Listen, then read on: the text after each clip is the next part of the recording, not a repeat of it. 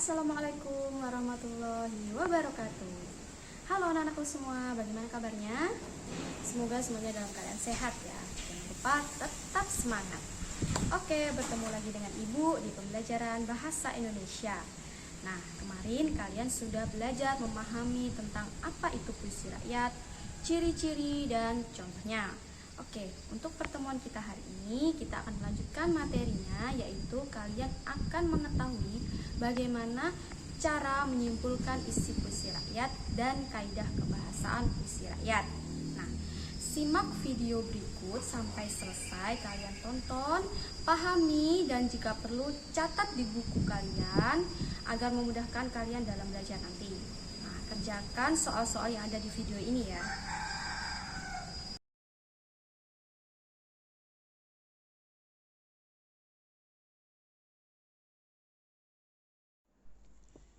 Nah, materi yang akan kita pelajari hari ini yang pertama yaitu menyimpulkan isi puisi rakyat.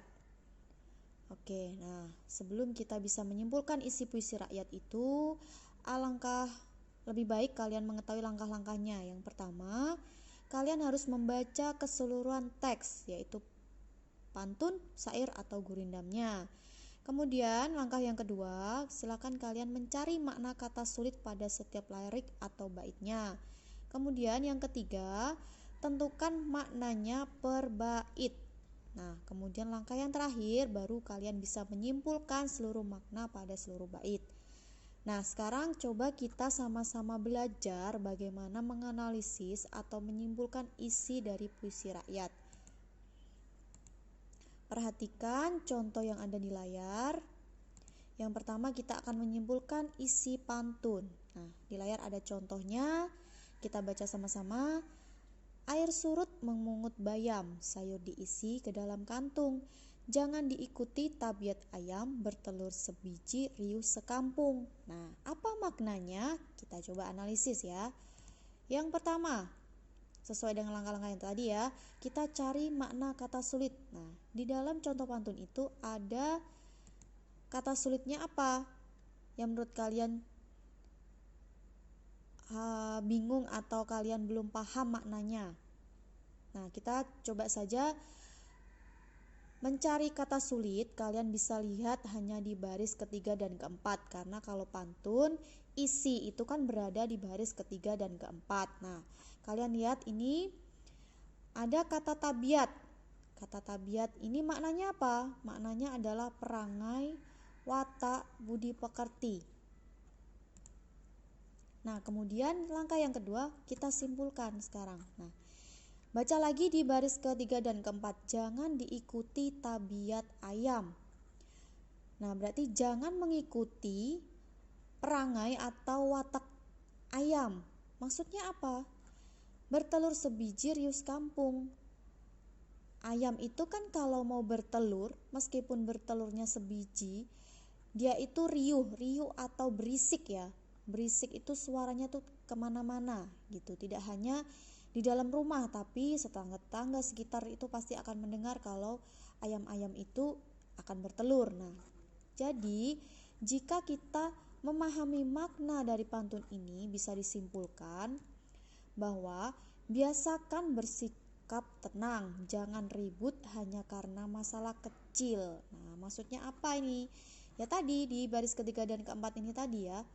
Masalah kecil itu diibaratkan sebagai bertelur sebiji. Sebiji itu kan hanya kecil ya ibaratnya, jumlahnya hanya satu. Kemudian riuh tadi, jangan ribut. Nah, ini artinya jangan mengikuti tabiat ayam tadi. Seperti itu. Lanjut, kita menganalisis atau kita menyimpulkan isi syair ya. Kita lihat di layar ada syair perahu. Nah, kita coba baca dulu. Inilah gerangan suatu madah, mengarangkan syair terlalu indah. Membetuli jalan tempat berpindah, di sanalah itika diperbetuli sudah. Wahai muda, kenali dirimu, ialah perahu tamsil hidupmu. Tiadalah berapa lama hidupmu, ke akhirat jua kekal hidupmu. Hai muda arif budiman, hasilkan kemudi dengan pedoman.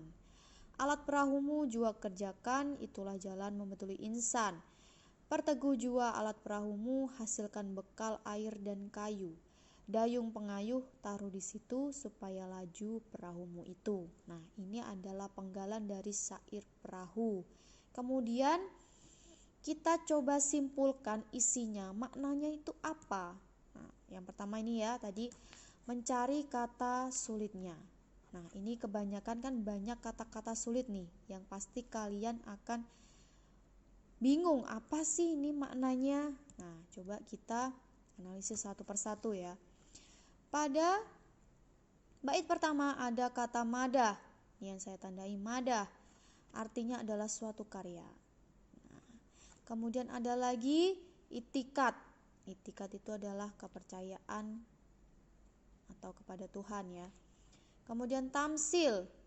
Nah, kata tamsil kita lihat di bait kedua ini ya, tamsil. Artinya perumpamaan, berasal dari bahasa Arab yang mitsal, yang juga diserap ke dalam bahasa Indonesia menjadi misal. Nah, kemudian hasilkan kemudi, yang dimaksud adalah milikilah dan gunakanlah kemudi. Ini ya, hasilkan kemudi. Kemudian insan maknanya adalah manusia. Kemudian laju, cepat. Ayar maknanya adalah air. Dan seterusnya, kalian bisa baca sendiri di layar makna-makna dari kata sulit yang ada dalam syair ini. Kalau sudah, selanjutnya coba kita mencari maknanya per bait. Nah, kita analisis lagi ya. Ini syairnya, kemudian yang pertama, bait pertama nih ya. Setelah kalian mengetahui tadi makna kata sulitnya, kemudian cobalah kalian rangkai menjadi sebuah kalimat maknanya. Nah, kalau bait pertama seperti ini. Ini adalah suatu karya, madah tadi karya ya. Berupa syair yang sangat indah. Nih, mengarangkan syair itu kan membuat syair. Nah, syair ini memiliki tujuan untuk membetuli atau memperbaiki jalan tempat berpindah dari yang buruk menjadi lebih baik nih ya. Nih, di sanalah itikat diperbetuli sudah, berarti disinilah akan adanya perbaikan. Kemudian pada bait kedua kita coba analisis maknanya. Nah, ini ya, wahai para pemuda, kenalilah dirimu, hidupmu itu ibaratnya sebuah perahu yang diterpa ombak, angin dan badai. Ketahuilah juga bahwa hidupmu tidak lama di dunia ini. Pindah ke akhirat juga hidupmu di akhirat itu akan kekal. Nah, ini kalian bisa lihat ya. Tiadalah berapa lama hidupmu, ke akhirat juga kekal hidupmu. Nah, inilah maknanya, bahwa kita itu tidak akan kekal atau kita tidak akan lama hidup di dunia ini. Kemudian bait yang ketiga maknanya, wahai pemuda, jadilah pemuda yang arif dan berbudi baik, membawa perahu. Itu maksudnya tadi adalah hidup ya, dengan pedoman yaitu ajaran agama. Alat perahu itu apa? Biasanya kan ada dayung dan lain sebagainya itu ya. Kemudian yang dimaksud alat perahu ini di sini adalah ibadah, amal baik, kewajiban agama dan lain-lain juga dikerjakan. Itu semua adalah jalan untuk memperbaiki dirimu sebagai manusia.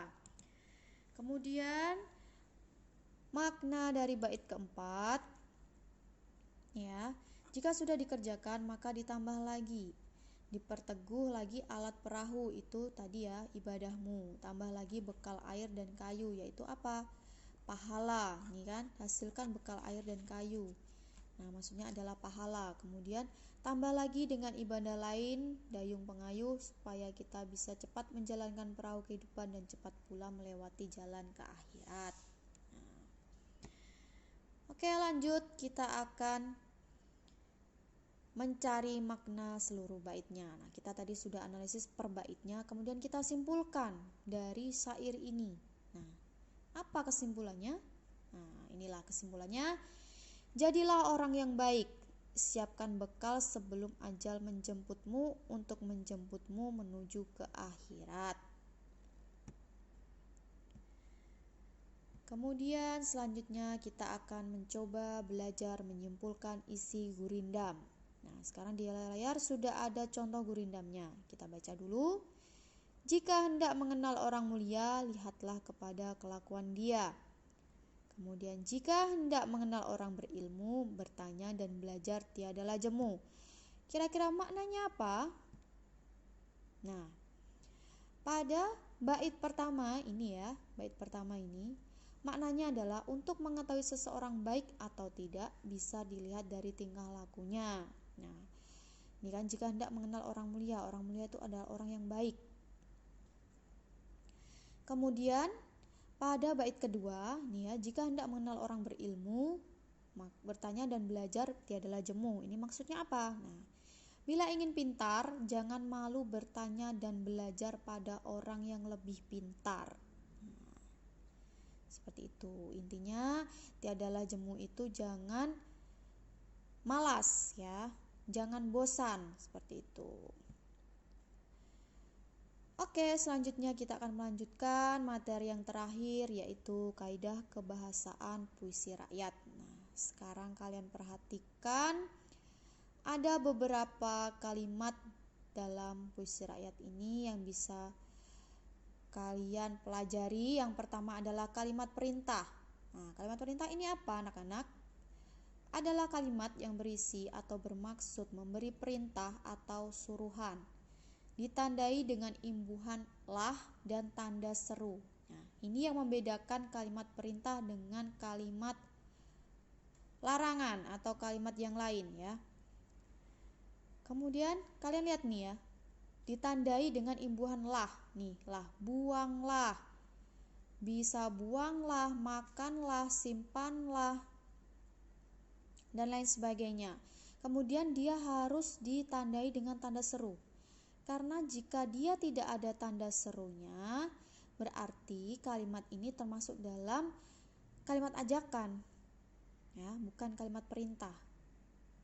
Oke, kemudian yang kedua, kalimat saran adalah kalimat yang berisi tentang saran kepada orang lain, ditandai dengan kata sebaiknya, hendaknya, seyogyanya. Nah, kalian bisa memilih salah satu dari 3 kata ini.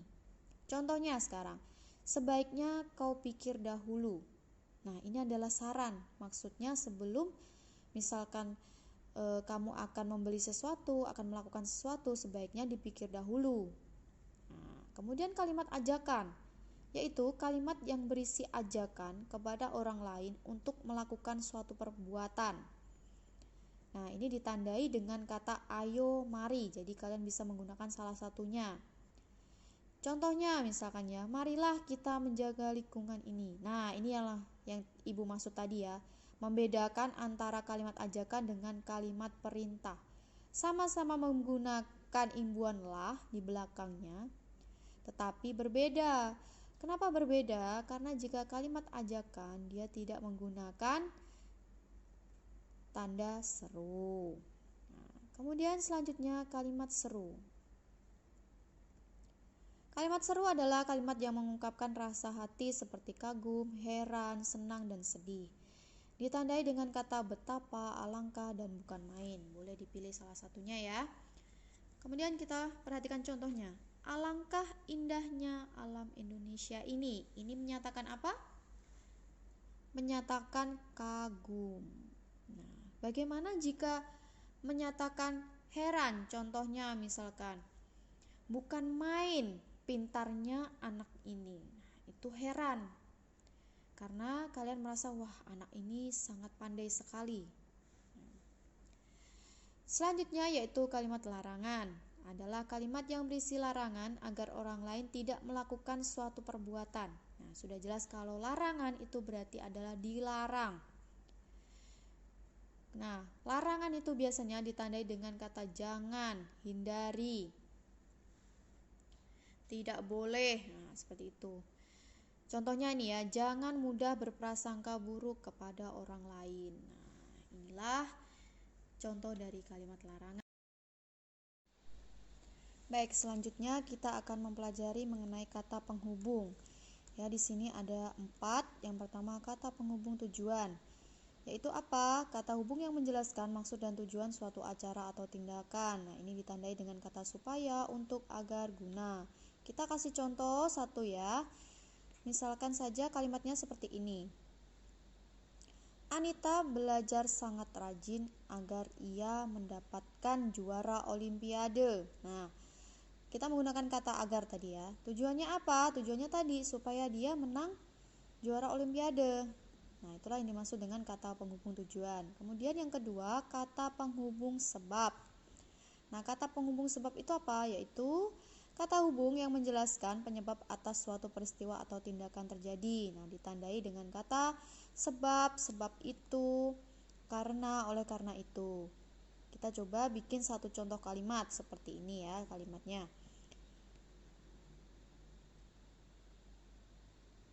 Aditya tidak masuk sekolah hari ini sebab ia sedang sakit. Nah, kata sebab tadi menunjukkan penyebab si Aditya tidak masuk sekolah dikarenakan sakit. Nah, kemudian yang ketiga, kata penghubung akibat.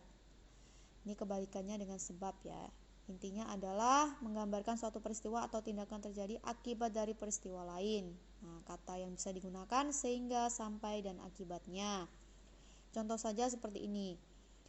Hujan deras pagi ini mengguyur desaku sehingga menyebabkan banjir di mana-mana. Nah, kata sehingga ini dia menyatakan bahwa akibat dari hujan tersebutlah yang menyebabkan banjir. Kemudian kata penghubung syarat. Nah, ini menjelaskan suatu hal bisa terpenuhi apabila syarat yang ada dipenuhi. Maksudnya apa? Kita nanti coba buat contohnya. Ditandai dengan kata jika, jikalau, apabila, asalkan, kalau, dan bila mana. Nah, contoh kalimatnya seperti ini. Ayah akan mendapatkan tunjangan gaji jika dia berhasil menyelesaikan lembur hari ini. Nah, menjelaskan suatu hal bisa terpenuhi apabila syarat yang ada dipenuhi. Itu tadi ya maksudnya. Jika kita menggunakan jika tadi, berarti apa maksudnya? Jika ayah tadi ingin mendapatkan tunjangan gaji, maka dia harus melakukan syaratnya. Syaratnya apa tadi? Syaratnya adalah dia harus melakukan lembur. Oke, selanjutnya kita akan mempelajari mengenai kalimat tunggal. Nah, kalimat tunggal itu apa? Yaitu kalimat yang memiliki satu subjek dan satu predikat. Kalian pasti pernah belajar yang namanya subjek, predikat, objek, keterangan, pelengkap, dan lain sebagainya. Kita berikan contoh ya. Pagi-pagi saya sarapan. Nah, kita analisis. Pagi-pagi itu merupakan ini keterangan ya. Keterangan pagi-pagi itu berarti menyatakan keterangan waktu. Kemudian saya itu adalah subjek. Sarapan itu adalah predikat. Nah, yang dimaksud dari kalimat tunggal ini tadi ya, hanya memiliki satu subjek dan satu predikat. Sekarang perhatikan kalimat ini ya. Dia hanya memiliki satu subjek dan satu predikat. Tidak boleh double ya, subjek dan predikatnya. Nah, kemudian kita perlu mengingat kembali subjek itu apa? Biasanya ditandai oleh pelaku, bisa orang, bisa hewan ya. Jadi ini subjek itu tidak harus selalu manusia. Kemudian predikat. Predikat itu biasanya berupa kata kerja. Seperti ini, sarapan. Sarapan itu adalah kata kerja. Bisa kerja, bisa menulis, bisa mandi, dan lain sebagainya. Kalian pasti tahu kata kerja itu apa ya. Kemudian objek. Nah, objek ini bisa ditandai dengan kata benda. Misalkan saja kita akan menambahkan objek di sini bagaimana? Bisa atau tidak? Bisa. Contohnya, pagi-pagi saya sarapan nasi. Nah, kata nasi itu masuk dalam kategori objek. Nah, kemudian keterangan. Keterangan ini tadi ya, keterangan bisa berupa waktu, tempat. Kemudian ini apa? Pelengkap. Pelengkap itu melengkapi objek. Contohnya tadi ya, misalkan objeknya adalah nasi. Pagi-pagi saya sarapan nasi. Nah, jika kita menambahkan pelengkap, berarti kalimatnya bagaimana? Pagi-pagi saya sarapan nasi uduk misalkan. Nah, kata nasi uduk inilah yang bisa disebut sebagai pelengkap. Oke, paham? Kalau sudah paham, kita lanjutkan ke kalimat majemuk. Nah, kalimat majemuk itu apa? Ini berbeda dengan kalimat tunggal yang pasti. yaitu kalimat yang memiliki lebih dari satu subjek dan satu predikat. Nah, kalau kalimat tunggal tadi dia hanya memiliki satu subjek dan satu predikat, sementara kalimat majemuk dia harus lebih dari satu, jadi boleh dua, boleh tiga. Sekarang kita lihat contohnya ya. Nah, dibaca contohnya, Dani belajar sangat giat sehingga ia menjadi juara kelas. Nah, kita analisis ya. Nah, ini Dani adalah subjeknya. Belajar merupakan kata kerja, berarti dia adalah predikatnya. Sangat giat berarti dia pelengkap. Pelengkap ini bisa diganti misalkan belajar bahasa Indonesia, belajar matematika, belajar sangat rajin, belajar sangat malas, dan lain sebagainya. Ini pelengkap adalah fungsinya adalah untuk melengkapi predikat. Ya. Kemudian sehingga ia menjadi juara kelas. Nah, ia ini juga predikat lagi, karena dia adalah kata ganti dari si Dani. Kemudian menjadi juara itu adalah kata kerja. Menjadi juara, yaitu adalah predikat. Kemudian kelas adalah objek.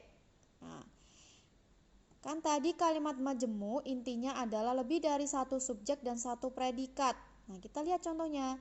Ada berapa subjek? Ada dua, nih Dani dan ia. Kemudian predikatnya juga ada dua, yaitu belajar dan menjadi juara. Nah, inilah yang dimaksud sebagai kalimat majemuk. Nah, kalian sudah paham ya anak-anak ya? Kalau sudah, nah silakan kalian perhatikan ada tugas yang ada di layar. Nih yang pertama ya, Ibu bacakan dulu. Analisislah isi atau makna pada 3 puisi rakyat berikut ini.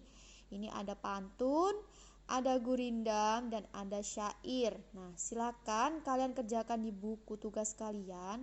Kalian cari maknanya masing-masing dari 3 puisi rakyat ini ya. Pantun ini maksudnya apa, gurindam ini artinya apa, dan syair ini juga artinya apa. Kalian bisa melihat lagi pembahasan tadi sebelumnya bagaimana caranya. Kalian bisa menganalisis isi atau makna dari puisi rakyat. Kemudian tugas yang kedua, ini salah ya, saya menulisnya harusnya angka 2, yaitu kalian buatlah sebuah kalimat pada masing-masing kaidah kebahasaan berikut. Nah, ini ada beberapa kalimat perintah, saran, ajakan, seru, larangan, dan lain sebagainya, ini sampai bawah ya. Nah, tadi kan ada beberapa contoh kata nih, misalkan kalimat perintah kan bisa ada beberapa, atau kalimat saran misalkan tadi ya, hendaknya, sebaiknya. Nah, kalian boleh memilih salah satu saja kata yang kalian gunakan untuk membuat kalimat ini ya, hanya satu kata, pilih satu kata saja. Nah, silakan kalian buat masing-masing satu kalimat, dan kalimatnya harus berbeda dengan contoh yang Ibu berikan tadi. Jadi harus berdasarkan contoh yang kalian buat sendiri.